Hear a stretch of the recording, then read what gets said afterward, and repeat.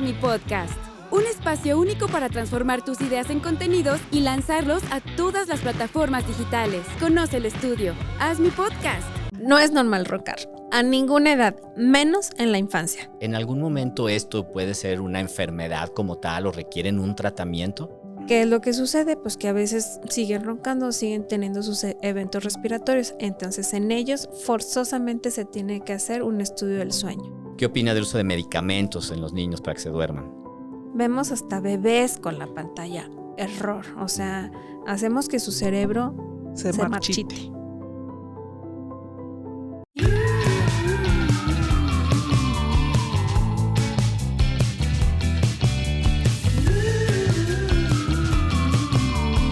¿Quieres que tu hijo se enferme menos? ¿Quieres que tu hijo crezca más? ¿Quieres que tu hijo sea más feliz?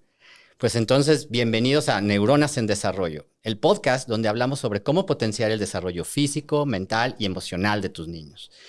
Este es nuestro segundo episodio sobre la serie de sueño. En el episodio anterior estuvimos viendo generalidades sobre el sueño normal, qué es lo que consideramos normal, las etapas del sueño, etc. Y el día de hoy vamos a hablar sobre los trastornos del sueño más frecuentes en los niños. De manera general, en uno posterior, los siguientes tres, de hecho, vamos a estar abordando los tres más frecuentes.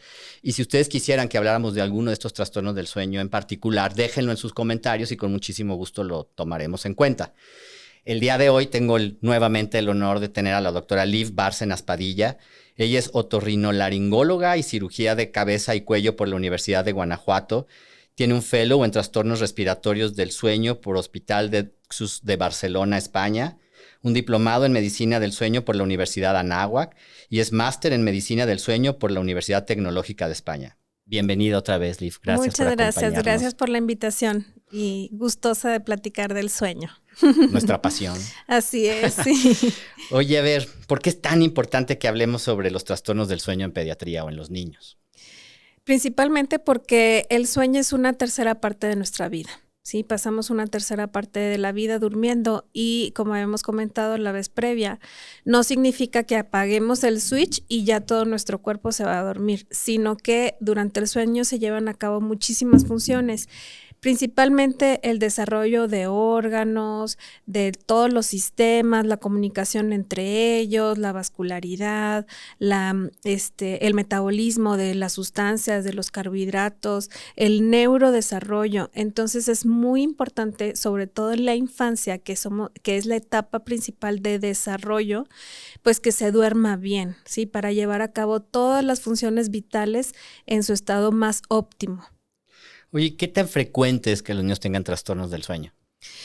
Bueno, no es tan frecuente y depende de cuál tiene más o mayor frecuencia, pero a partir más o menos de los 2 años, donde los niños ya empiezan a tener cierta independencia, a caminar solitos, que los ya duermen en su propia cama, etcétera, empiezan a verse pues más trastornos del sueño.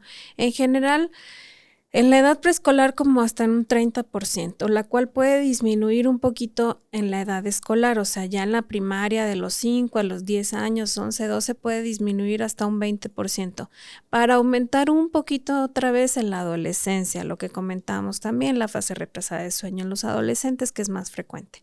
Entonces, más o menos un 20% en la adolescencia.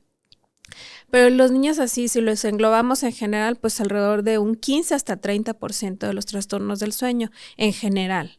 Oye, ¿sí? ¿Tú crees que los papás de manera espontánea le manifiesten a su pediatra que el niño tiene un problema de sueño? ¿O puede ser que el niño tenga un problema de sueño y los papás no lo manifiesten? Fíjate que está súper buena esa pregunta. Es que muchas veces tenemos que indagar y tenemos que pensar más allá. O sea, me lo estás trayendo porque es un niño irritable, porque se enoja con muchísima facilidad, porque a lo mejor es muy inquieto, una infancia súper inquieta, ¿no? Que está arriba y para abajo, destroza todo, un carácter muy fuerte, o al contrario, que se duerme con mucha facilidad. Normalmente las infancias traen una pila que pues dormirse van disminuyendo las siestas sustancialmente, ¿no? Entonces hay datos, o por ejemplo, que no crezcan en talla o que no ganen peso. Entonces, ese tipo de datos que a lo mejor no te los dicen, ¿sí? O no van específicamente pensando los familiares que pueden tener un trastorno del sueño, pero a nosotros se nos puede ocurrir que, oye, ¿y cómo está durmiendo? Ronca, tiene pesadillas, se despierta en la noche. ¿Cuántas veces se despierta en la noche? ¿Sí? ¿Cuánto tarda para iniciar el sueño? ¿Cuántas horas duerme? Entonces, todas estas, la rutina que hacemos de día a día, ¿cómo es? ¿No? Entonces, todo esto puede, que se nos prenda el foco de preguntarlo para poder pensar en que a lo mejor existe alguna patología del sueño. Ahora estamos tan acostumbrados en esta vida globalizada en que las infancias van a la escuela y después van al karate, al ballet, a la natación, a su pulmón, están llenos de actividades toda la tarde y pareciera como que entre más llenos de actividades es mejor y no, ¿sí? A veces pues resulta que los niños pues tienen que ser niños, niñas, y tienen que divertirse y tienen que aburrirse para crear y tener imaginación, etcétera. Entonces, y para tener buen descanso, porque a veces los tenemos tan agotados y tan llenos de cosas que también el sueño puede afectarse. Acuérdense que el sueño no nada más es dormir, sino se va a afectar por las actividades que hayamos tenido previas a ellas. Si cenamos súper tarde, qué calidad de cena estamos teniendo, si al contrario tenemos ayunos muy prolongados, si tenemos un esfuerzo o actividad física muy intensa antes de dormir y un enorme etcétera, todo eso puede afectar nuestra calidad y cantidad de sueño. Entonces, hay que indagar, pues no nada más duerme, no sé qué, sino además cómo es su actividad día a día, o sea, cómo la pasan, el niño cómo está. Sí. Pero en mi experiencia, pocas veces los papás asocian todos estos síntomas al sueño, ¿no? Porque a mí como neurólogo pediatra me llegan mucho porque el niño tiene dolores de cabeza o porque es muy inquieto, no aprende, etcétera. Y dentro de mi interrogatorio siempre es, ¿y cómo duerme, rato, no? Ajá, se enferma muy seguido. Yo siempre les pregunto, ¿y cómo duerme? No, duerme muy bien, ok. Ya me paro y empiezo a revisar, reviso oído, nariz, garganta. A la hora de ver la garganta, unas amígdalas enormes. Digo, ¿seguro que ronca? Le digo, oiga, señora, ¿no ronca? Ah, sí, doctor, toda la noche como locomotora. Y yo ya había preguntado específico si dormía bien, ¿no? Entonces, mucha gente también, como no asocian estas cosas de enfermarse seguido, problemas de aprendizaje con el sueño, y en general no le damos importancia al sueño, creen que roncar está bien, ¿no? Entonces... Sí, la gente suele asociar el ronquido como, ay, está durmiendo plácidamente. Está durmiendo como un bebé, como dicen, y ronca tan rico. Y no, o sea, al contrario, roncar no es normal, nunca va a ser normal y menos en la infancia. Así es. Eso creo que lo vamos a tocar más adelante, pero sí, efectivamente... indagar acerca del sueño, de la calidad de sueño, la cantidad, cómo es. Y por ejemplo, dicen, ay, bueno, pues es que sí se despierta 3, 4 veces, pero es porque tiene sed. Ok, pero pues no es normal despertarse. ¿Por qué tiene sed? Porque está respirando por la boca, porque hace mucho calor en su habitación, o sea, ¿qué? Todo ¿Qué es lo que afecta, está pasando? ¿no? O sea, hay que indagar todo, hasta el tipo de pijama que usan, si se bañan antes de dormir o no, o sea, todo. Y como la gente no asocia todos estos síntomas con problemas del sueño, pues no lo refieren, ni siquiera se observa si están durmiendo bien o no. Ahora, como es difícil que los papás te lo manifiesten, que tengan un problema del sueño, por esto que estamos diciendo, ¿hay grupos de niños en los que deberíamos de tener más cuidado porque tengan un mayor riesgo de tener problemas de sueño? Claro. Cualquier trastorno de espectro autista, síndrome de Down, cualquier cromosomopatía o cualquier alteración craneofacial, síndromes con alteraciones craneofaciales, cualquier niño con algún trastorno, el que sea neurológico, lo que sea, debe ser valorado del sueño. Exacto. Porque es muy frecuente que muchas de estas enfermedades se asocien a uno o más de los trastornos del sueño. De acuerdo. Entonces, cualquier trastorno del neurodesarrollo, cualquier problema emocional Y yo creo también que en general los adolescentes, ¿no? Por yo no sé, les he hecho carrilla a mis hijos adolescentes que creen que es padrísimo y se presumen entre amigos a qué hora se duermen, ¿no? Sí. Entre más tarde se duerman son hacer más pijamada, buenos, la ¿no? pijamada, sí, ¿no? sí. Ajá.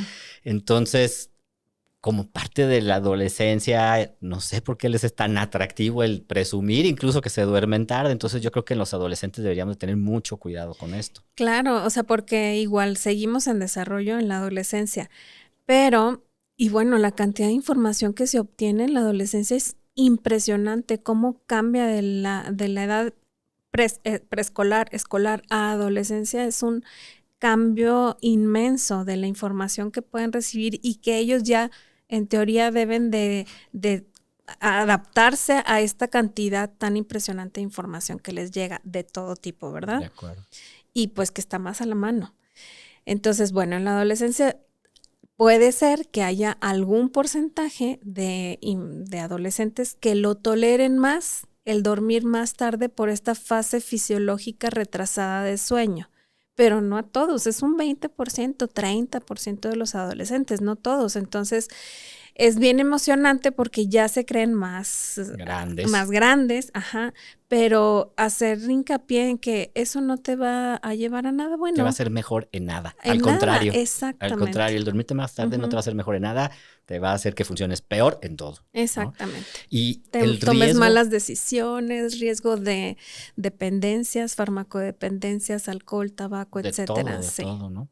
Y el riesgo precisamente de los celulares, ¿no? De tener pantallas y todo eso en la mano, porque muchas veces los papás creen que el adolescente ya está dormido porque el adolescente se va a su cuarto, se 10 encierra de la noche, se encierra y tú crees que ya se durmió y tú como papá caes rendido porque estás cansado y no te enteraste que el adolescente se quedó hasta las 3, 4 de la mañana viendo su celular, ¿no? Exactamente. Entonces sí hay que estar muy al pendiente de eso. Súper. O sea, de hecho hay países que han quitado implementado el que los adolescentes no tengan celular hasta los 18 años. Exacto. O sea, y eso que haya socialización y todo, pero no por medio de pantallas. Y el consejo de que los celulares no duermen en el cuarto de los niños, ¿no? No, o sea, así como nosotros aconsejamos a los adultos, de preferencia no tengas la televisión dentro de tu cuarto, pues en las infancias menos y ninguna pantalla. O sea, eso significa no tablet, no celular, no computadora. En los cuartos. Exacto. Tener un espacio adaptado para trabajar en computadora, televisión o lo que sea.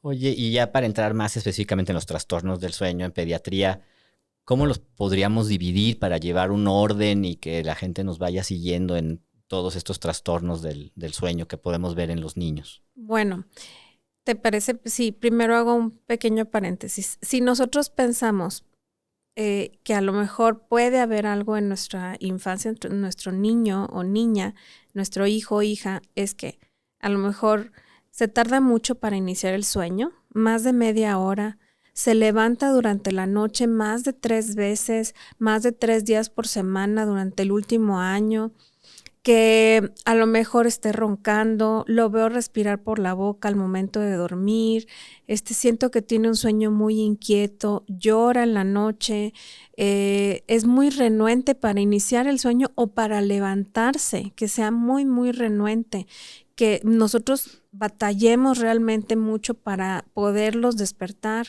que tenga sueño durante el día o que sea muy hiperactivo. Si empezamos a notar esas cosas es como una alarma, un foco rojo, red flag, como dicen ahora, de que puede haber algún trastorno, exacto, algún trastorno del dormir. Y a grandes rasgos, habíamos comentado la vez pasada de que existen algunas etapas del sueño, como el sueño no REM y el sueño REM.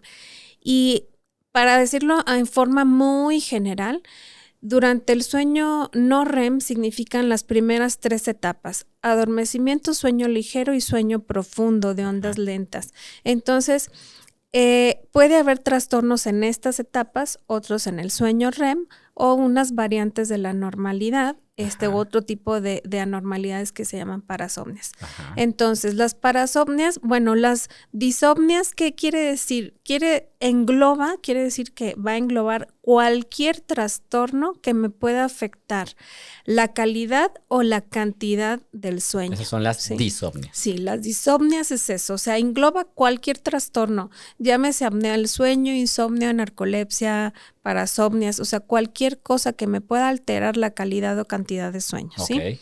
Y luego existen otras que se llaman parasomnias. Las parasomnias son algunas alteraciones del sueño que se dan en el tránsito de la vigilia al sueño, del sueño a la vigilia o durante el sueño, ¿sí? Okay. Y normalmente son alteraciones en donde las infancias parece que se despiertan, ¿no? Y pueden tener algunas conductas motoras que no son deseables o que incluso pueden llegar a alarmar mucho a los cuidadores, a los padres, porque en algunas ocasiones pueden llegar a ser súper aparatosas, ¿no? O incluso llegar a accidentes. Entonces, si dividimos así del sueño no REM, podemos tener algunas patologías como los trastornos del despertar, que normalmente digamos, la infancia se despierta, ¿sí? Y puede tener un inicio progresivo o puede tener un inicio súbito, como pueden ser los terrores nocturnos, que casi todos, puedo decir que casi todos son en la primera infancia, o sea, en edades preescolares o escolares tempranas. O sea, hay algunos que sí pueden durar más allá de los 12 años, pero ya es mucho más raro, ¿sí? Okay. Y normalmente también casi como regla general se dan más en la primera etapa del sueño. Sí, o sea, no hacia más adentrado el sueño, sino como en la primera mitad, exactamente, en la primera mitad de la noche. También como característica de estos trastornos es que no suelen acordarse. Ay, ayer me asustaste, hiciste esto, gritaste aquello. Yo, ni cuenta. No se dan cuenta de eso, no se acuerdan. Okay. Eso es muy característico de estos trastornos. Y digamos, por ejemplo, los trastornos de despertar, como pueden ser los terrores nocturnos, son muy aparatosos porque los niños empiezan a gritar, a forcejear, empiezan con síntomas autonómicos, aumentan su frecuencia cardíaca, sudoración, palidez, gritan, y no se dan cuenta, pueden tener los ojos abiertos, pero no se dan cuenta de alrededor, de lo que está pasando. Despiertos. Sí, exacto. Oye, la gente confunde mucho terrores nocturnos y pesadillas. ¿Cómo los pueden diferenciar? ¿Cuál es la diferencia entre esto? Porque la pesadilla no se despierta, ¿sí? La pesadilla se despierta. En un terror nocturno, el niño se incorpora y manotea, pelea y no hace muchos movimientos muy complejos. Y la pesadilla, ¿no? La pesadilla no, en la pesadilla se despierta y te describe el sueño de miedo que tuvo, ¿no? Y se acuerda de lo que estaba pasando. Exactamente. Igual yo siempre digo a mis alumnos. Se acuerda o a veces no se acuerda, pero sí. Que las pesadillas son más en la segunda mitad de la noche, ¿no? Como más característico, y los terrores nocturnos en la primera mitad. Sí, porque las pesadillas son más frecuentes en el sueño REM, en donde nos acordamos perfectamente. ¿Se acuerdan la vez pasada que decíamos que durante el sueño REM nuestra actividad neuronal, cerebral está a tope, dándolo todo? Entonces, esos sueños los podemos recordar con puntos y comas, o sea, muy detalladamente. Okay. Entonces son más frecuentes efectivamente ya para despertar, ¿verdad? En la segunda mitad del sueño. ¿Por qué te consultan más frecuentemente? De todos los niños que te llegan por un problema de sueño, ¿cuáles son los más frecuentes? Los más frecuentes, bueno, sí son los terrores nocturnos, el sonambulismo, ¿sí? Y, bueno, trastornos respiratorios del sueño, o sea, ronquidos, apneas del sueño. Okay. Que también hay que hacer hincapié, casi nunca vienen solos. O sea, ¿cómo pensar en que un niño pueda tener una parasomnia o una dificultad para respirar en la noche o qué? O sea, ¿cómo pueden precipitar estos tipos de trastornos? ¿Por qué? Porque a lo mejor hay una actividad estresante, a lo mejor hay una actividad física muy intensa durante el día, tal vez hay una infección respiratoria, toma de algunos tipos de medicamentos, incluso antihistamínicos como los de primera generación que pueden ser detonantes de estas parasomnias, y trastornos respiratorios, problemas de la tiroides, ¿sí? Trastornos respiratorios, estoy con gripa, tengo alergia, tengo apnea del sueño o cualquier otro trastorno respiratorio puede ser un factor predisponente de este tipo de parasomnias también. Entonces hay que tener precaución en esto, en indagarlo.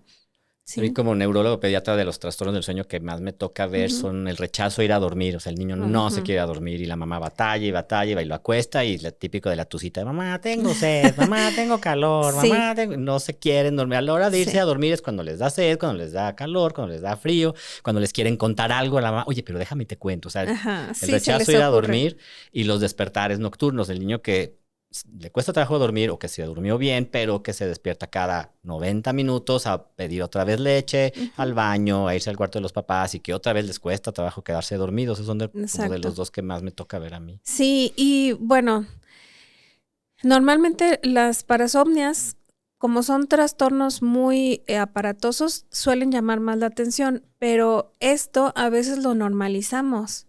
Creemos, ay, es que se despierta varias veces, pero pues es porque tiene sed, es porque está chiqueado y bueno, muchas veces a veces nosotros como adultos tenemos la culpa. Tenemos que tener normas adecuadas, ¿no? Y tener límites con las infancias para decirles hasta aquí es esto, hasta aquí es aquello. Si te tienes que despertar o te dan ganas de despertarte, entonces tú solito haz estas técnicas, no sé, hay diferentes técnicas que podemos implementar con ellos. Ve al baño, tu traguito de agua y listo. ¿Por qué? Porque es muy importante, son bien inteligentes las infancias. Decirles es muy importante para mí poder dormir porque yo también mañana tengo trabajo, tengo unos clientes o tengo una cirugía o tengo lo que sea y tengo que dormir bien para estar al 100, ¿no? Entonces, así como yo quiero que tú duermas y crezcas muy bien, pues yo también tengo que poder dormir para funcionar al día siguiente. Entonces, hay varias técnicas que podemos implementar, pero sí, efectivamente, mucho tiene que ver con nosotros. Los adultos, ¿no? Para allá va precisamente la siguiente pregunta, ¿no? ¿Qué tanto tiene que ver la higiene del sueño o los buenos hábitos para dormir en estos trastornos del sueño? ¿Y cuáles son los errores que ves más frecuentemente que cometen los papás que afectan al sueño de los niños?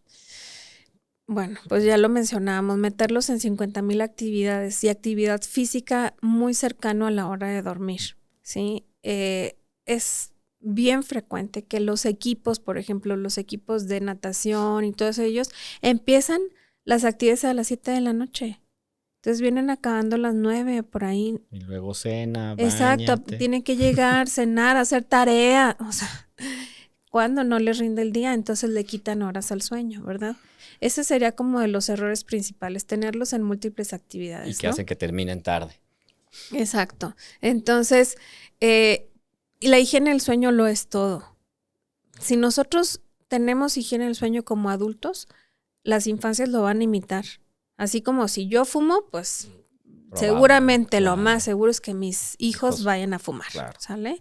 Entonces, todo esto es por imitación. Si nosotros estamos relajados, tranquilos, somos ordenados en nuestra casa, en nuestro hogar, todo lo tenemos el ambiente preparado para ir a dormir. O sea, las infancias necesitan un ambiente especial para dormir, sin mucha luz, sin mucha actividad, sin muchos estímulos, porque luego también a veces creemos, ay, vamos a neuroestimularlos y les tenemos 50,000 juguetes para hacer actividades y todo eso, pues eso también es muchísimo estímulo que a lo mejor no se necesita al momento de dormir. Claro. ¿Sale?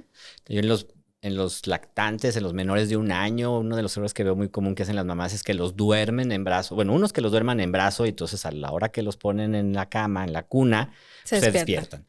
O se quedan dormidos, pero luego se van a despertar en X 90 minutos y entonces van a querer otra vez los brazos de mamá, ¿no? O sea, el estímulo que les enseña a quedarse dormidos pues lo van a querer repetir. Entonces, frecuentemente me pasa que los duermen o en brazos o comiendo, ¿no? Con el biberón o con el pecho incluso. Entonces, cada que se despierte el niño va a querer otra vez el pecho. Otro error que me toca muy frecuente es que los duermen con la tele, ¿no? O sea, los acostumbran a dormir con la tele prendida. Entonces, pues no. Eso luego de repente hay controversia, pero el tema del colecho, ¿no? De qué tan bueno o malo es que duerman en la cama con los papás o hasta cuánto tiempo. Yo les digo, si duermen y duermen bien los tres, ok, pero si uno ronca, o sea, si papá ronca, pues el bebé no va a estar durmiendo bien. Claro. O sea, si uno tiene un trastorno del sueño, va a estar afectando al sueño del bebé también, ¿no? Entonces hay que tener mucho en cuenta eso. Bueno, yo estoy a favor del colecho. Siempre y cuando duerman bien los tres. ¿Y cuándo es cuando dices tú, se acaba el colecho? Cuando la infancia empieza a tener independencia. Cuando, no, yo solo, mamá, yo sola. Sí, perfecto. Entonces, en ese momento puede ser así como el momento clave. Cuando empieza de, no me ayudes, yo lo hago. Perfecto. Ese puede ser un buen momento para iniciar el destete de la cama de los cuarto. Exactamente. Y también hay técnicas, o sea, aquellas personas que lactamos durante más de 2 años, pues sí, tal cual, ¿verdad? O sea, tengo sed, me despierto. Tengo no sé qué, aquí está mi mamá, ¿no? O sea, luego. Entonces, pues hay técnicas, utilizar mantitas, un juguete. No estoy de acuerdo con el chupón, pero hay gente que lo usa. Objetos de transición le llaman a estas cosas, ¿no? Tal cual, algún objeto de transición. Incluso hay dudú, se llaman, que son los como muñequitos en los que la mamá, bebé duermen con ellos varios días para que, digamos, como que absorba el aroma de la mamá y entonces al momento de pasarlos a su propia cama se llevan ese aroma. Es mucho más fácil, digamos, cuando se despierta, bueno, pues aquí está mi mamá como quiera conmigo. El olor ahí la tranquiliza. Exactamente. Y todo, ¿no? Sí, hay técnicas, o sea, es poco a poquito, varias técnicas también, incluso en estas infancias que se despiertan durante la noche, que tienen el insomnio. También, bueno, pues al principio voy a estar aquí, voy a estar contigo, durmiendo contigo, pero en una semana voy a estar presente, nada más, ¿sí? En otra semana voy a estar en el cuarto, ni siquiera cerca de ti, nada más, y en la siguiente, lo que tú necesites y tú sabes que cuentas conmigo, estoy en mi habitación, pero intenta no. Y así, o sea, hay varias técnicas, sí se puede, se logra, ¿verdad? Pero todo eso es, pues, educación. ¿Sabes qué otra cosa me ha pasado también? Que los suben al coche para dormirlos. Como ven que cuando van en el carro se quedan dormidos, entonces en la noche los suben al carro, les dan una vuelta a la manzana para que se quede dormido y entonces lo vuelven. Sí, entonces, son de esos errores que son comunes, ¿no? Porque tú estás enseñando al niño que para dormir tienes que hacer eso. Entonces va a estar despertando en la noche, ni modo que cada 90 minutos lo des una vuelta en la manzana. Sí, pues es toda una gama de cosas que a lo mejor errores o no, porque pues el niño está llorando, pues bueno, entonces ¿qué voy a hacer? Pues lo voy a cargar y lo voy a arrullar, pero entonces pues ya solo se duerme si lo arrullo, pero pues eso será un error realmente, pues son temas como muy controversiales, pero igual hay que indagar mega bien qué es lo que está pasando, cómo lo estamos haciendo para saber cómo ayudar, ¿verdad? O sea, si es esto, entonces, bueno, hay varias técnicas, como decíamos, estos objetos de transición que podemos utilizar, cambio de horarios, las luces, evitar pantallas, etcétera. Porque ahora vemos hasta bebés con la pantalla, error. O sea, hacemos que su cerebro se marchite, ¿sí? Con las pantallas. Ok, ahora ya sospechamos que mi hijo tiene un problema de sueño por todos estos datos que ya dijimos. Te lo envío a ti para que lo valores. ¿Cómo estudias tú a un niño para ver si sí tiene un trastorno del sueño o no? ¿Siempre se tienen que hacer estudios del sueño? Primero que nada, pues hago una historia clínica muy exhaustiva y también aplicamos ciertos cuestionarios dependiendo de lo que el motivo de consulta, hacemos uno u otro cuestionario para ver escalas de somnolencia, si hay hiperactividad, etcétera, ¿no? Y después la vía respiratoria es punto clave, ¿sí? Uno como otorrino lo ve y diariamente vemos las desviaciones del septum, los paladares pronunciados, el apiñamiento dental, las caritas alargadas, la respiración oral, las sorderas, etcétera. O sea, la vía respiratoria es punto clave. Y si lo detectamos desde la infancia temprana, podemos hacer mancuerna con algunas especialidades como ortodoncias infantiles, o otras especialidades para poder mejorar su respiración y que esto conlleve a que si respira bien por la boca, por la nariz y no por la boca, esto va a crear una adecuada formación de su esqueleto facial, una adecuada tono de los músculos respiratorios y lo va a favorecerle a futuro a no presentar trastornos respiratorios del sueño o algún trastorno del dormir, ¿sale? Entonces, la vía respiratoria es clave. Okay. O sea, la exploración física para mí lo es todo. Muchas veces es muy evidente el problema. Pueden tener las adenoides grandototas, obstructivas, las amígdalas gigantes. Entonces, a veces es muy evidente y dices, pues ya lo quito y ya. Pero ¿qué pasa? Pues que a veces se las quitas y siguen roncando o siguen teniendo apneas del sueño. Entonces ahí entra que tanto tono tengan, ¿no? O sea, llega un niño conmigo y además de hacer toda la exploración, a ver, saca la lengua y ahora, trata de tocarte la nariz, ahora la barbilla, ahora con la lengua empújame el dedo, ahora del otro lado, ahora muerde de un lado, muerde del otro y estoy probando qué tan fuerte está su musculatura respiratoria, ¿no? La musculatura de la miofuncional, de la vía respiratoria y de eglución. Incluso a veces hacemos pruebas poniéndoles un poco de agua en la lengua con un aparato como los que utilizan los dentistas que abren la boca y se enseñan las encías. Ajá. Entonces, a ver, trata de tomar un poco de agua y cómo hacen la deglución al momento de dormir. En algunas ocasiones, y si el niño coopera, tiene suficiente edad, podemos ver la vía respiratoria por medio de una cámara para ver efectivamente si hay adenoides, amígdalas obstructivas, cómo está deglutiendo, etc. Entonces, todo lo que se evalúa me puede a mí llegar a un diagnóstico de decir sí está alterado y sí puede ser un factor que propense a diferentes alteraciones del sueño o no, pues yo no veo algo anatómico, pero sí funcional. Los músculos tienen muy bajo tono, como por ejemplo pacientes con síndrome de Down y otras alteraciones neurológicas, PCI, etcétera. Uh-huh. Entonces, que pueden tener muy bajo tono y que requieran a lo mejor un Vital Steam o terapia miofuncional.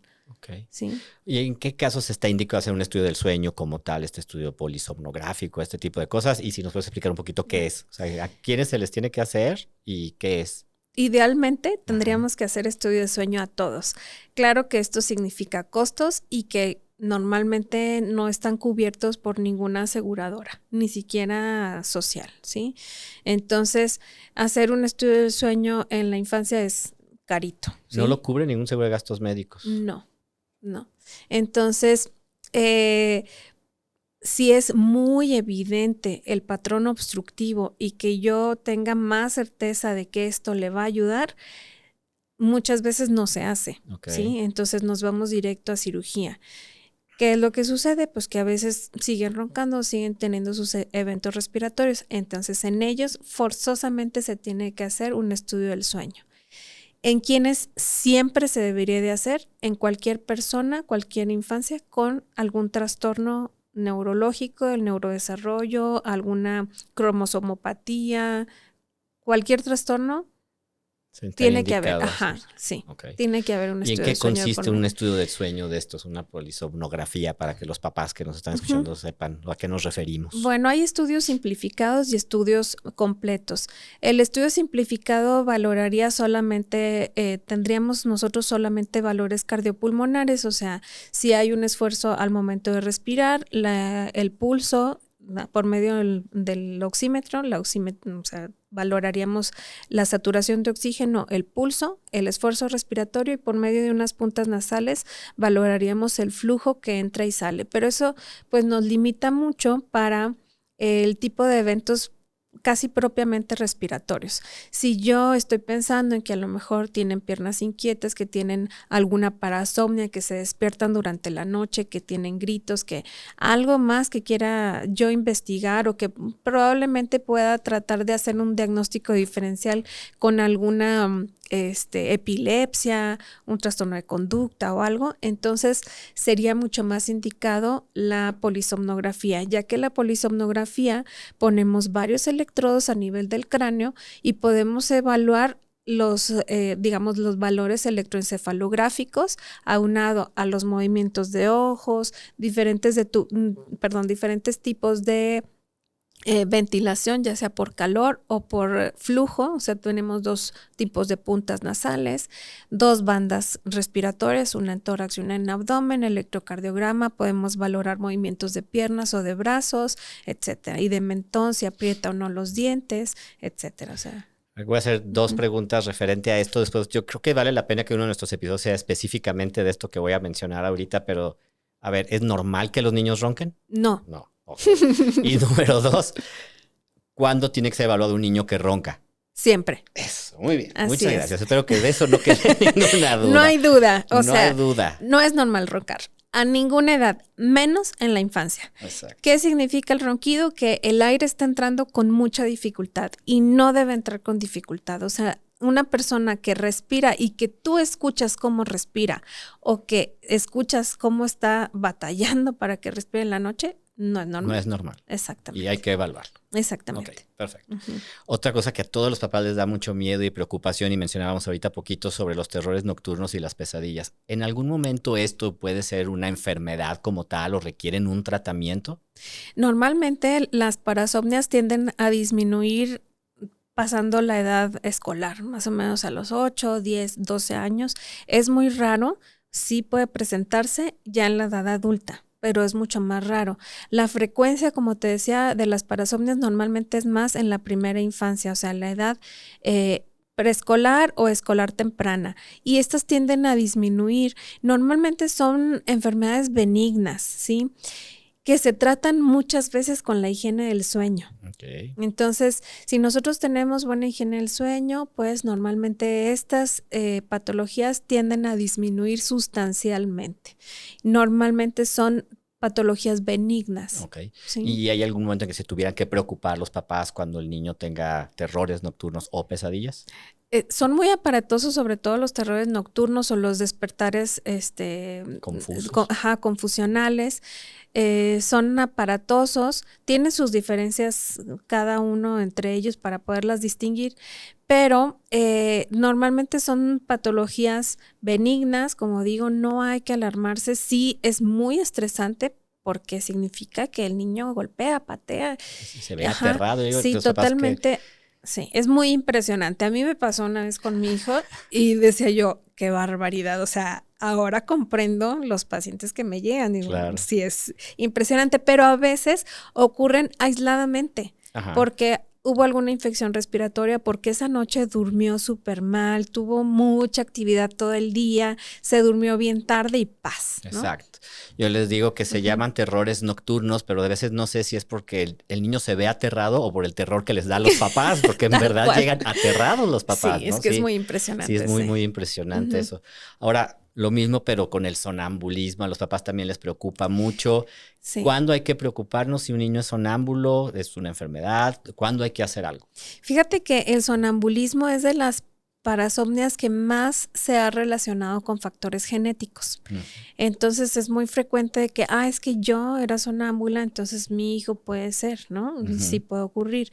Depende de qué tan aparatoso sea, porque hay niños que se salen, comen cosas, a lo mejor hay que tener cuidado, tener las cosas encerradas, cerrar la puerta de la casa porque se salen, pues hacen cosas, ¿no? O sea, eso sería lo preocupante, y la preocupación por las lesiones, porque se ponen a cocinar, a cortar cosas, etcétera. Entonces sí hay un riesgo de autolesionarse o lesionar a otras personas.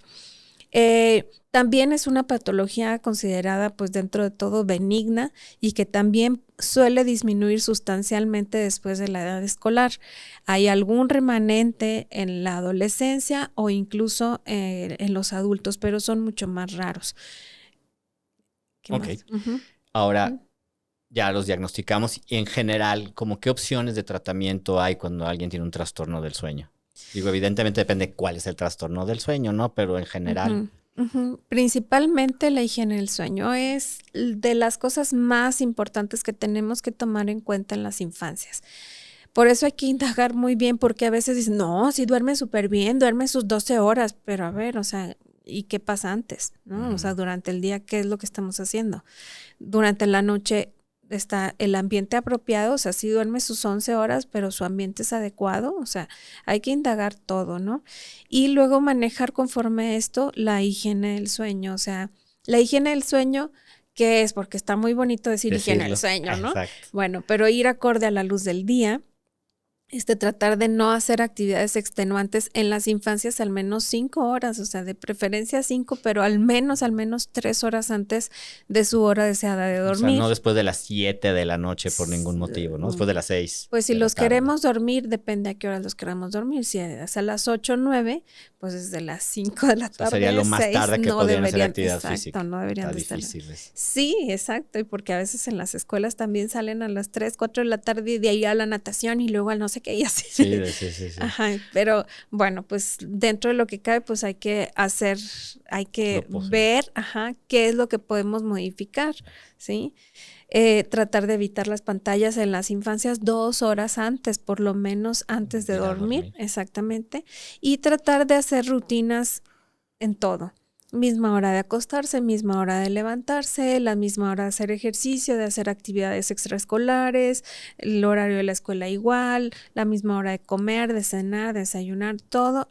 Entre más rutinarios seamos, nuestro cerebro o el cerebro de las infancias también están más en paz. Igualmente la habitación tiene que estar bien en paz. Si está llena de cosas, llena de estímulos, pues entonces del cerebrito pues está también bien caótico. Sí, por eso también tenerle su ambiente adecuado, a lo mejor musiquita, tratar de que no les llegue información ya en la noche. O sea, el vínculo de leer el cuento es muy bonito, el leer cuentos tiene muchas ventajas, porque ahí se conoce ahora que la ventaja de la lectura en voz alta hace conexiones neuronales casi como si el niño estuviera leyendo él mismo. Entonces es muy bueno, y aparte el vínculo cuidador, madre, padre y hijo o hija es mucho mayor con la lectura del cuento. Esto los pacifica, también los relaja, pero otra cosa que no se podría es ponerles un cuento escuchado, ¿sí?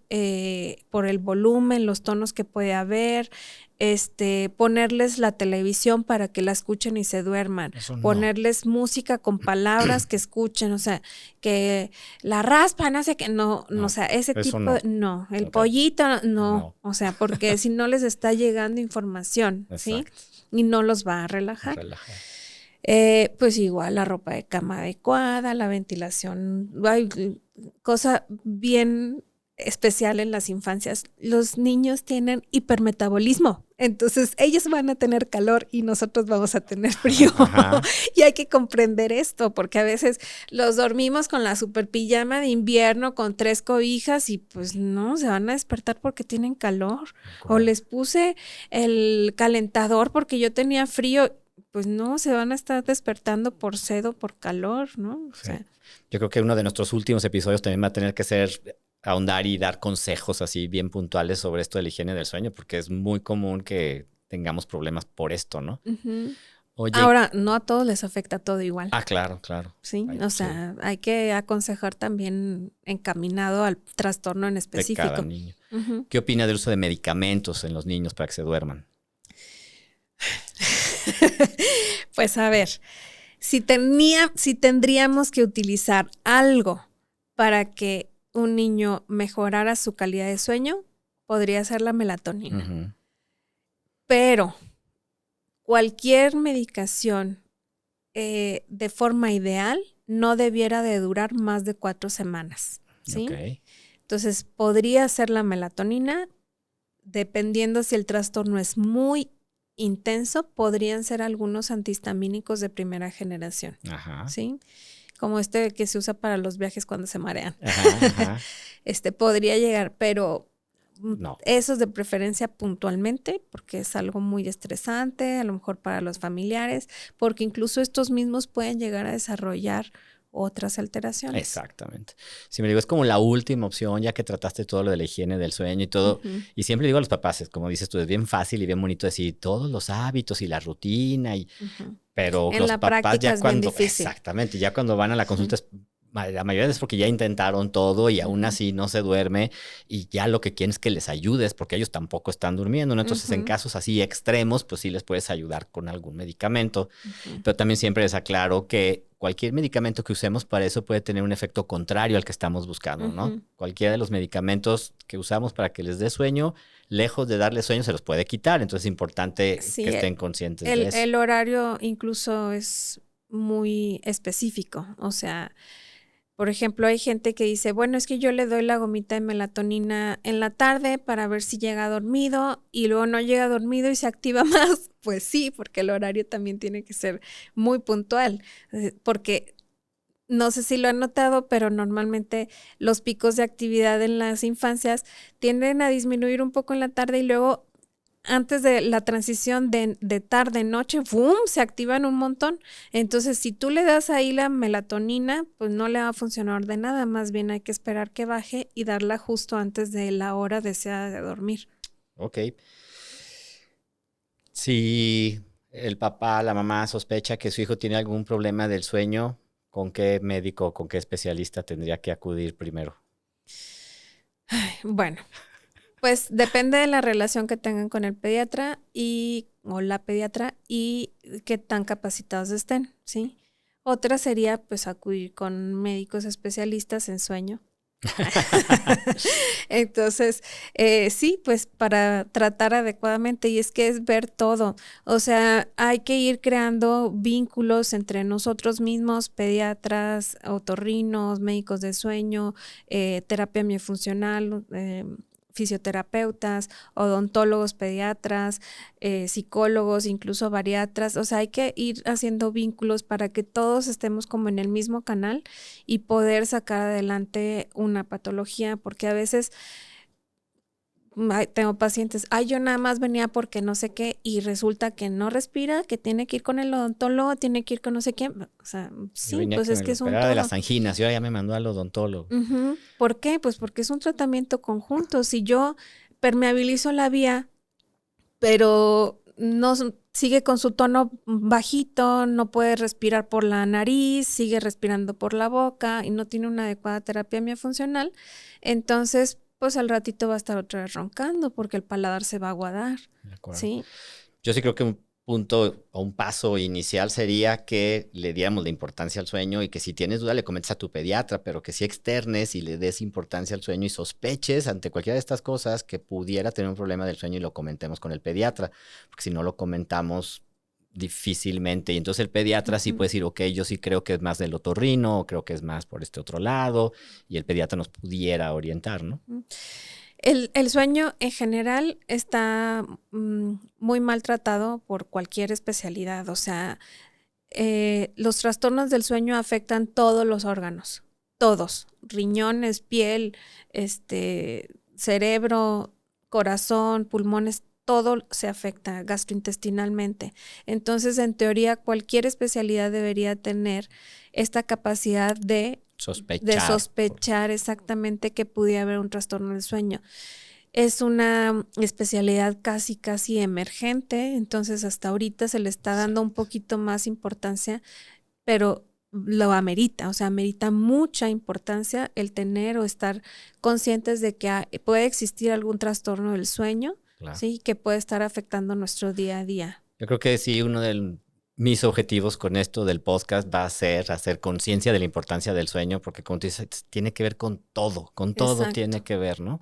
Entonces, una de mis metas va a ser que todos le demos la importancia de vida al sueño y no dejemos y que más bien, que dejemos de pensar que ya dormiré cuando me muera, que tengo más tiempo para dormir, que otro día voy a dormir, que el que duerme es porque es flojo, que mientras duermo no estoy haciendo nada. Al contrario, debería ser nuestra prioridad. Y a mis alumnos de medicina les digo, tu prioridad debería de ser dormir. O sea, primero duermes y ya después te pones a estudiar, porque si no, no vas a aprender. No aprendes, vas a estar perdiendo el tiempo, ¿no? Exactamente. O sea, así de importante, quiero que para todos quede clarísimo de la importancia del sueño, ¿no? Tú muy bien. Gracias. Ok, a ver, para ir cerrando, porque sé que estás bien ocupada y te tienes que ir corriendo a la consulta. No te preocupes. Ahí te va otra vez. A ver. Si pudieras dar un solo consejo sobre cómo los papás puedan detectar que su hijo tiene un trastorno del sueño, ¿cuál sería? O sea, ¿en qué se deberían de fijar los papás? ¿O cuál sería un síntoma, un signo en específico que les hablara de que probablemente su hijo tenga un problema del sueño? Ay, pues muy difícil, pero yo creo que tenemos que observarlos.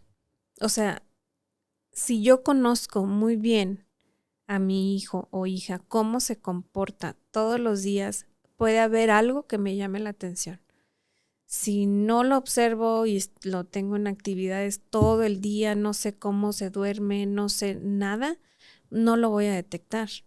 Entonces, y voy a creer que estos cambios de humor son por la edad, son por lo que sea, ¿no? Entonces, creo que hay que observar muy bien a nuestros hijos e hijas para poder detectar si hay alguna anomalía, si hay algo que se sale fuera de lo habitual, ¿no? Está respirando por la boca, antes no respiraba, está haciendo ruidos al momento de dormir, se despierta, le cuesta trabajo iniciar su sueño o al contrario, quiero levantarla y no puedo, o sea, me cuesta muchísimo trabajo. O sea, si lo conocemos bien, vamos a saber que algo está mal.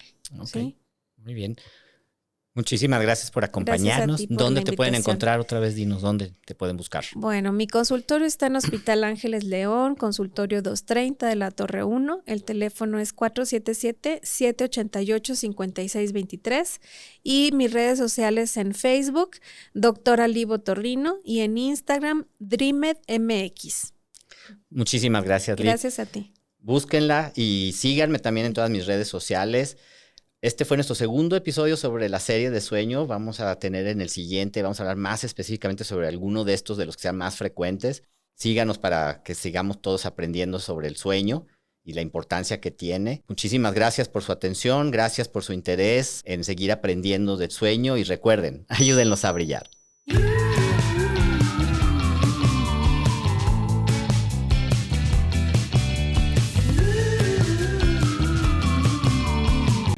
Podcast, un espacio único para transformar tus ideas en contenidos y lanzarlos a todas las plataformas digitales. Conoce el estudio. Haz mi podcast.